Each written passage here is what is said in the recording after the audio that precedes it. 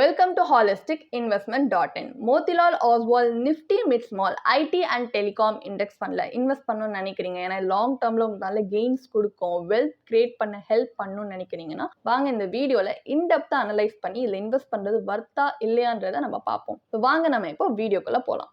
But first of all இந்த ஃபண்டை நம்ம அனலைஸ் பண்ணுறதுக்கு முன்னாடி இதை பற்றின சில பேசிக் டீட்டெயில்ஸ் என்ன அப்படின்றத நம்ம தெரிஞ்சுப்போம். இந்த ஃபண்ட் ஒரு NFO அப்படின்றதுனால இது 29th October 2024 ஓப்பன் ஆகி 6 November 2024 க்ளோஸ் ஆகுது. அண்ட் இதோட சில கீ ஃபீச்சர்ஸ் என்ன அப்படின்னு பார்த்தீங்கன்னா, இது ஒரு ஓப்பன் எண்டட் ஃபண்ட் டைப். இது பிலாங் பண்ணுற கேட்டகரி வந்து ஈக்விட்டி, அதுலேயும் thematic. And Nifty, midsmall, IT and telecom TRI தான் அவங்க பெஞ்ச்மார்க் இண்டெக்ஸாக வச்சுருக்காங்க. எக்ஸிட் லோட் அப்படின்னு பார்த்தீங்கன்னா 1% சார்ஜ் பண்ணுறாங்க, அதுவும் 15 டேஸ்க்குள்ளே ரிடீம் பண்ணலாம். என்ட்ரி லோட் எதுவும் கிடையாது. அண்ட் இதில் இன்வெஸ்ட் பண்ண உங்களுக்கு தேவையான மினிமம் இன்வெஸ்ட்மெண்ட் அமௌண்ட் வந்து ஜஸ்ட் 500 rupees.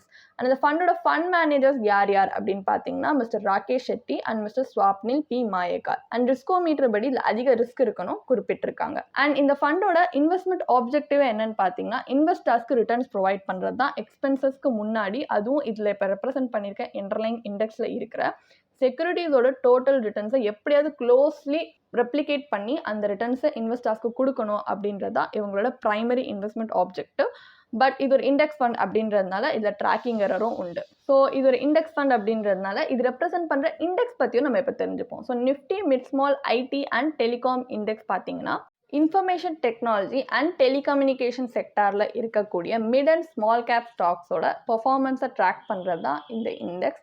அதுவும் இந்த இண்டெக்ஸ் எதுலேருந்து ஸ்டாக் செலக்ட் பண்ணியிருக்காங்க அப்படின்னா, இவங்களோட பேரண்ட் இண்டெக்ஸ் இருக்குது பார்த்தீங்களா, இதோட Nifty mid small cap 400 index. அதுலேருந்து அந்த ஸ்டாக் அதில் இருக்க ஸ்டாக்ஸோட 6 month average free float market capitalisation base பண்ணி அப் டு 20 ஸ்டாக்ஸ் இந்த இண்டெக்ஸில் இன்க்ளூட் பண்ணியிருக்காங்க.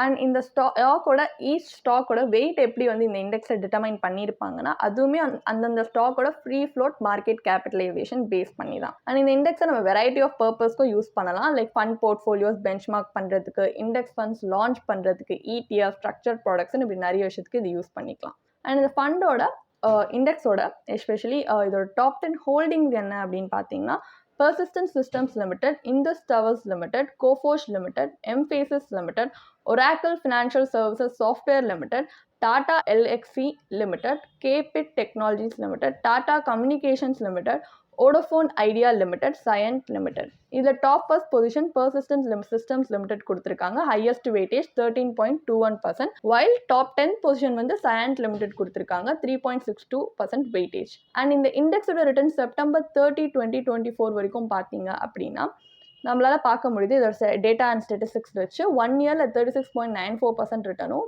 5 yearsல 41.39% ரிட்டர்னும், அண்ட் சின்ஸ் இன்செப்ஷன் 14.67% ரிட்டர்ன் கொடுத்துருக்கு. அண்ட் கிராஃப்லையுமே உங்களால் நல்லா பார்க்க முடியும். ஷார்ட் டேர்மில் நிறைய டிப்ஸ் இருந்தாலுமே லாங் டேர்மில் இது கன்சிஸ்டண்ட்டாக நல்லா தான் பெர்ஃபார்ம் பண்ணியிருக்கு compared to short term period.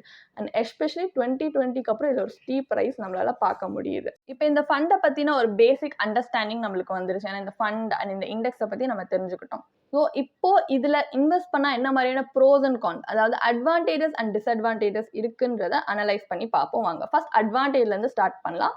இந்த ஃபண்டில் 4 மெயின் கீ அட்வான்டேஜஸ் இருக்குது. நம்பர் 1 பார்த்தீங்கன்னா IT அண்ட் டெலிகாம் க்ரோத்க்கு இவங்க கொடுக்குற ஃபோக்கஸ்ட் எக்ஸ்போஷர். ஏன்னா இந்த ஃபண்ட் வந்து அவங்க IT அண்ட் டெலிகாம், இந்தியாவோட IT அண்ட் டெலிகாம் செக்டாருக்கு தான் டார்கெட்டட் எக்ஸ்போஷர் கொடுக்குறாங்க. இது ரெண்டுமே பார்த்தீங்கன்னா இப்போ டிஜிட்டல் சர்வீசஸ் நல்லா டிமாண்ட் க்ரோ ஆக ஆக இது இந்த செக்டார்ஸும் எக்ஸ்பேண்ட் ஆகும். ஸோ இந்தியாவோட டெக் அண்ட் டெலிகாம் ஸ்பேஸ் வந்து க்ரோத், டெலிகாம் ஸ்பேஸோட க்ரோத்தை நீங்கள் பிலீவ் பண்ணுறீங்க அப்படின்னா இந்த ஃபண்டுமே உங்கள் விஷனுக்கு டைரக்ட்லி அலைன் ஆகக்கூடிய ஒரு ஃபண்ட் தான். Number 2, mid and small gap ஸ்பேஸில் இருக்கிற ஹை க்ரோத் பொட்டன்ஷியலும் ஒரு அட்வான்டேஜ் சொல்லலாம். ஏன்னா இவங்க மிட் அண்ட் ஸ்மால் கேப் கம்பெனிஸில் அதிக ஃபோக்கஸ் பண்ணுறதுனால, அதுவும் எஸ்பெஷலி IT அண்ட் டெலிகாம் ஸ்பேஸ்க்குள்ளே இந்த ஃபண்ட் வந்து ஒரு லார்ஜ் கேப் கவுண்டர் பார்ட்ஸ்க்கு இருக்கக்கூடிய ஹையர் க்ரோத் பொட்டன்ஷியலை விட இந்த மாதிரி மிட் அண்ட் ஸ்மால் கேப் கம்பெனிஸ்க்கு இன்னும் ஹை க்ரோத் பொட்டன்ஷியல் இருக்கும். ஏன்னா எஸ்பெஷலி இந்த மாதிரி கம்பெனிஸ்க்கு தான் இன்னும் நிறைய எக்ஸ்பேண்ட் ஆகக்கூடிய சிக்னிஃபிகண்ட் பொட்டன்ஷியல் இருக்குது compare to large cap counterparts. Because large cap companies பார்த்தீங்கன்னா ஜென்ரலி அவங்க ஒரு எஸ்டாப்ளிஷ் ஜெயண்டாக தான் இருப்பாங்க மார்க்கெட்டில். Number 3, low cost indexing. So இது ஒரு பேசிவ் இண்டெக்ஸ் ஃபண்ட் அப்படின்றதுனால ஒரு ஆக்டிவ்லி மேனேஜ் ஃபண்டுக்கு இருக்கக்கூடிய எக்ஸ்பென்ஸ் ரேஷியோட இதில் கம்மியாக தான் இருக்கும். இதில் மேனேஜ்மெண்ட் காஸ்ட்ன்றதே கம்மி. ஸோ ஒரு ஐடி அண்ட் டெலிகாம் இண்டஸ்ட்ரிக்கு நீங்கள் டேப் இன் பண்ணுறதுக்கு ஒரு காஸ்ட் எஃபெக்டிவ் வேன்னு கூட சொல்லலாம். நம்பர் 4, டெக்னாலஜி அண்ட் டெலிகாம் ஸ்பேஸ்க்குள்ளேயே இருக்கிற டைவர்சிஃபிகேஷன். என்னதான் இது ஒரு செக்டார் ஸ்பெசிஃபிக் ஃபண்டாக இருந்தாலுமே இந்த ஃபண்ட் இந்த ஸ்டாக்ஸ்குள்ளேயே டைவர்சிஃபைட் பண்ணுது. ஸோ ஹை க்ரோத் டெக் கம்பெனிஸ்க்கு இருக்கிற எக்ஸ்போஷரும் அண்ட் எசென்ஷியல் டெலிகாம் சர்வீசஸ் இருக்கிற எக்ஸ்போஷருக்குமே இது ரெண்டுமே பேலன்ஸ் பண்ணி இன்வெஸ்ட் பண்ணுறதுனால இது இந்த செக்டாருக்குள்ளேயே ரிஸ்க் மேனேஜ் பண்ணுறதுக்கு நம்மளுக்கு ஹெல்ப்ஃபுல்லாக இருக்குது. ஸோ இப்போ அட்வான்டேஜஸ் பார்த்துட்டோம், டிஸ்அட்வான்டேஜஸ் என்னன்றதை பார்ப்போம். நம்பர் 1, செக்டார், இந்த செக்டாரில் இருக்கக்கூடிய அண்ட் மிட் ஸ்மால் கேப் ஃபோக்கஸில் இருக்கக்கூடிய ஹை வாலட்டாலிட்டி. ஸோ இதில் வந்து இந்த ஃபண்டில் பார்த்தீங்கன்னா டூயல் ஃபோக்கஸ் இருக்குது. ஒன்று இவங்க ஐடி அண்ட் டெலிகாம் செக்டர்லையும் ஃபோக்கஸ் பண்ணுறாங்க, இன்னொன்று அதில் இருக்க mid and small gap stocks மேலேயும் எக்ஸ்போஷர் இருக்கிறதுனால அதுலேயுமே ஃபோக்கஸ் பண்ணுறாங்க.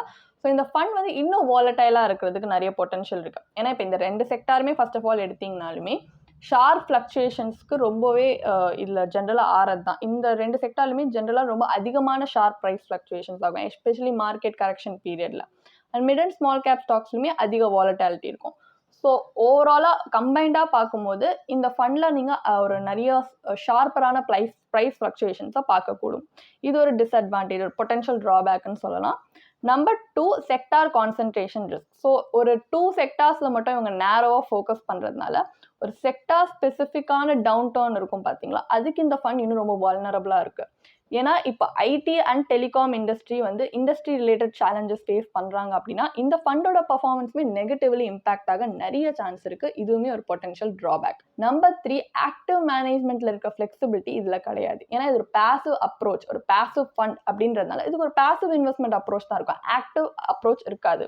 அப்படின்னா இது Nifty midsmall IT and telecom index தான் எந்த ஒரு ஆக்டிவ் அட்ஜஸ்ட்மெண்ட்ஸ் இல்லாமல் சிம்பிளி அந்த இண்டெக்ஸை தான் ட்ராக் பண்ண பார்க்கும். ஸோ இந்த ஃபண்டோட பர்ஃபார்மன்ஸும் டேரக்ட்லி அந்த இண்டெக்ஸோட பர்ஃபார்மன்ஸும் டை ஆகியிருக்கும்.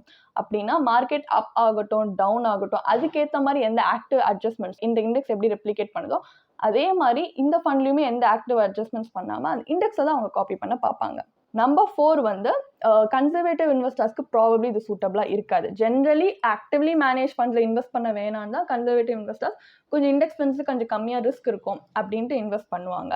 பட் அப்போ கூட இது வந்து ஒரு திமேட்டிக் ஃபண்ட், அதுவும் அதிக ஃபோக்கஸ் வந்து ஹை க்ரோத் பட் வாலட்டைலான mid small cap IT and telecom கம்பெனிஸில் ஃபோக்கஸ் இருக்கிறதுனால இந்த ஃபண்ட் ஒரு இண்டெக்ஸ் ஃபண்டாக இருந்தாலுமே ஒரு இன்வெஸ்டராக உங்களுக்கு கொஞ்சம் ஹையர் ரிஸ்க் டாலரன்ஸ் இருந்தால் இது உங்களுக்கு ப்ராபப்ளி கொஞ்சம் சூட்டபிளாக இருக்கும். அண்ட் அப்படி இல்லை நீங்கள் கொஞ்சம் கன்சர்வேட்டிவ் இன்வெஸ்டர் இண்டெக்ஸ் ஃபண்ட்லையும் நீங்கள் இவ்வளோ ரிஸ்க் எடுக்க உங்களுக்கு விருப்பம் இல்லை அப்படின்னா கண்டிப்பாக இது உங்களுக்கு சூட்டபிளாக இருக்காது, நீங்கள் அவாய்ட் பண்ணலாம். ஸோ ப்ராபப்ளி கன்சர்வேட்டிவ் இன்வெஸ்டர்ஸ்க்கு ஃபுல்லாக எல்லா டைப் ஆஃப் இன்வெஸ்டருக்கு இது கேட்டர் ஆகாது. ஸோ இதுவுமே ஒரு ட்ராபேக் தான். ஸோ இப்போ இந்த ஃபண்டை பற்றின பேசிக் அண்டர்ஸ்டாண்டிங், இது இண்டெக்ஸ் பற்றி எப்படி பர்ஃபார்ம் பண்ணுது, ப்ளஸ் இதோட ப்ரோஸ் அண்ட் கான்ஸ் என்னன்னு நம்ம நிறைய வந்து அனலைஸ் பண்ணி பார்த்துட்டோம். ஸோ இப்போ ஃபைனல் டேக்அவே என்ன, Motilal Oswal Nifty mid small IT and telecom index ஃபண்டில் நம்ம இன்வெஸ்ட் பண்ணுறது வர்த்தா இல்லையா அப்படின்னு நம்ம இந்த அனலைசிஸ்லேருந்து நம்ம தெரிஞ்சுக்கிட்டது என்ன அப்படின்னு பார்த்தீங்கன்னா, இந்த ஃபண்ட் ஜென்ரலாக பார்த்தீங்கன்னா இந்தியாவோட க்ரோயிங் ஐடி அண்ட் டெலிகாம் செக்டாரில் தான் ஒரு டார்கெட்டட் எக்ஸ்போஷர் வச்சு இன்வெஸ்ட் பண்ணுறாங்க. ஏன்னா சிக்னிஃபிகண்ட் கெயின்ஸ் பார்க்கலாம், அதோட பொட்டென்ஷியலுக்காக இன்வெஸ்ட் பண்ணுறாங்க. பட் நீங்கள் இதில் முக்கியமாக என்ன ஞாபகம் வச்சுக்கணும், நம்ம கான்ஸ்லாம் பார்த்ததுலேயே என்னென்னா இந்த செக்டார் கான்சன்ட்ரேஷனும் இதில் மிட் ஸ்மால் கேப் வாலட்டாலிட்டி இருக்கிறதுனாலையுமே இதில் ஹையர் ரிஸ்க் இருக்குது. ஸோ இந்த ஃபண்ட் வந்து நீங்கள் ஒரு லாங் டேர்மில் இன்வெஸ்ட் பண்ண நினைக்கிறீங்க, லாங் டேர்ம் க்ரோத் வேணும்னு நினைக்கிறீங்க, அதுவும் இந்த மாதிரி ஒரு ஹை ரிஸ்க் ஹை ரிவார்ட் ஸ்பேஸில் அப்படின்னா உங்களுக்கு இது ப்ராபப்ளி சூட்டபிளாக இருக்கும். தட்ஸ் வை இது நீங்கள் எவ்வளோ உங்கள் ரிஸ்க் டாலரன்ஸ் என்ன, எந்த டைம் ஹாரிசான் வச்சுருக்கீங்க உங்கள் இன்வெஸ்ட்மெண்ட்ஸ்க்கு பேஸ் பண்ணி இந்த ஃபேக்டர்ஸ்லாம் பேஸ் பண்ணி நீங்கள் எப்படிப்பட்ட இன்வெஸ்டர் பொறுத்து தான் இது உங்களுக்கு சூட்டபிளாக இருக்குமா இல்லையானே நம்மளால் சொல்ல முடியும். பட் இப்போ எங்கள் பர்சனல் ஒப்பீனியன் என்னன்னு பார்த்தீங்கன்னா, இது ஜென்ரலியே ஒரு ஆக்டிவ்லி மேனேஜ் ஃபண்டில் இன்வெஸ்ட் பண்ண சுத்தமாக வில்லிங்காக இல்லாத ஒரு அல்ட்ரா கன்சர்வேட்டிவ் இன்வெஸ்டருக்கு சூட்டபிளாக இருக்கும். பட் அப்படியும் இதே மாதிரி சிமிலரான இண்டெக்ஸ் ஃபண்ட்ஸ் ஆல்ரெடி மார்க்கெட்டில் இருக்குது. ஆனால் இதை கம்பேர் பண்ணால் இன்னும் கம்மியான எக்ஸ்பென்ஸ் ரேஷியோ அண்ட் ட்ராக்கிங் எரரோடையே இருக்குது. இதில் இன்வெஸ்ட் பண்ணுறதுக்கு நீங்கள் அந்த மாதிரி ஒரு இண்டெக்ஸ் ஃபண்டில் இன்வெஸ்ட் பண்ணலாம். அண்ட் நீங்கள் ஒரு கொஞ்சம் ஹையர் ரிஸ்க் டாலரன்ஸ் இருக்குது, அதுவும் லாங் டேர்மில் இன்வெஸ்ட் பண்ண நினைக்கிறீங்கன்னா நீங்கள் இந்த மாதிரி ஒரு இண்டெக்ஸ் ஃபண்டில் இன்வெஸ்ட் பண்ணுறது பதிலாக நீங்கள் ஒரு ஆக்டிவ்லி மேனேஜ் ஃபண்ட்லேயே இன்வெஸ்ட் பண்ணலாம். பிகாஸ் இண்டெக்ஸ் ஃபண்டை விட அதிக ஹை ரிட்டர்ன்ஸ் கொடுக்கக்கூடிய பொட்டன்ஷியல் ஆக்டிவ்லி மேனேஜ் ஃபண்ட்ஸ்க்கு உண்டு. ப்ளஸ் ஒரு இன்வெஸ்டராக நீங்கள் ஒரு டைனாமிக் ஃபண்ட் மேனேஜ்மெண்ட் வந்து எதிர்பார்க்குறீங்க அப்படின்னாலுமே ஒரு இண்டெக்ஸ் ஃபண்டில் உங்களுக்கு அது கிடைக்காது. ஏன்னா அது இண்டெக்ஸை தான் ரெப்ளிகேட் பண்ண ட்ரை பண்ணும், good or bad. Market ups and downs பொறுத்து ஆக்டிவ் அட்ஜஸ்ட்மெண்ட்ஸ் பண்ண முடியாது ஒரு ஆக்டிவ்லி மேனேஜ்மெண்ட்டில் பண்ணுற மாதிரி. அது எதிர்பார்த்தாலுமே நீங்கள் ஒரு ஆக்டிவ்லி மேனேஜ் பண்ணல இன்வெஸ்ட் பண்ணலாம். அண்ட் எஸ்பெஷலி இது இண்டெக்ஸை தான் ரெப்ளிகேட் பண்ணுறதுனால இண்டெக்ஸை பீட் பண்ணக்கூடிய ரிட்டர்ன்ஸ் இது கொடுக்காது. அப்படி இண்டெக்ஸ் மார்க்கெட்டே பீட் பண்ணக்கூடிய ரிட்டர்ன்ஸ் உங்களுக்கு வேணும்னா நீங்கள் ஒரு ஆக்டிவ்லி மேனேஜ் பண்ணல இன்வெஸ்ட் பண்ணலாம்.